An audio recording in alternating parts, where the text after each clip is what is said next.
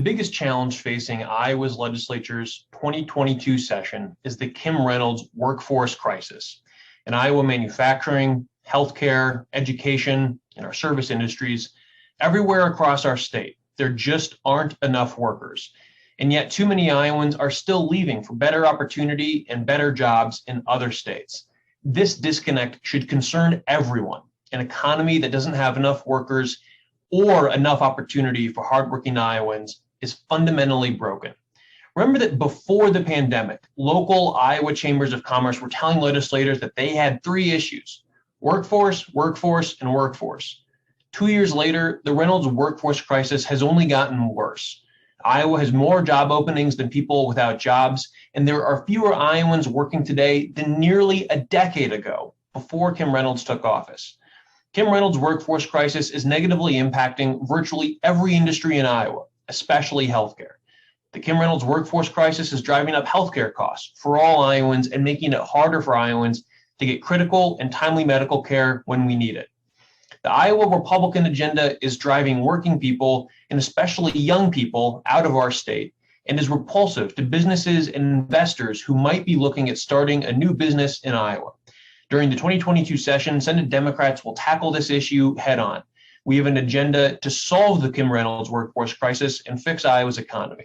We know how to attract more workers and employers to Iowa. We will directly respond to the real world concerns raised by Iowa's business and community leaders, not whatever right-wing fantasy news is driving the day on the right. Senate Democrats will focus on expanding career and technical education and apprenticeships, making childcare more available and affordable throughout Iowa, expanding broadband, and fully funding public and higher education, increasing Iowa's affordable housing, and other steps to get Iowa's economy back on its feet. We will press the Reynolds administration to go beyond toothless commissions and committees and instead take full advantage of the new federal investments in infrastructure, healthcare, childcare, and education in President Biden's infrastructure and Build Back Better bills. Unlike Iowa Republicans, Senate Democrats believe in Iowa's future, and we have a plan to make it happen.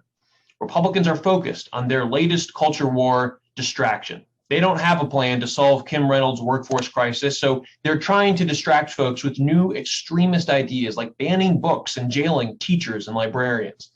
Let me tell you, when current and prospective teachers see headlines like that, it only accelerates the Reynolds workforce crisis. Iowa business leaders have repeatedly told state house committees that these red meat Republican culture wars cause people and businesses to leave Iowa, and they make people think twice about whether or not they want to relocate to our state. Iowa Republicans refuse to listen, and that has helped create and accelerate the Reynolds workforce crisis. We've got to set aside these red meat culture wars and focus instead on growing Iowa's economy, putting more money into the pockets of working Iowans, and rebuilding Iowa's reputation as a great place to live and raise a family. That's how Senate Democrats will take on Iowa's number one problem, the Kim Reynolds workforce crisis.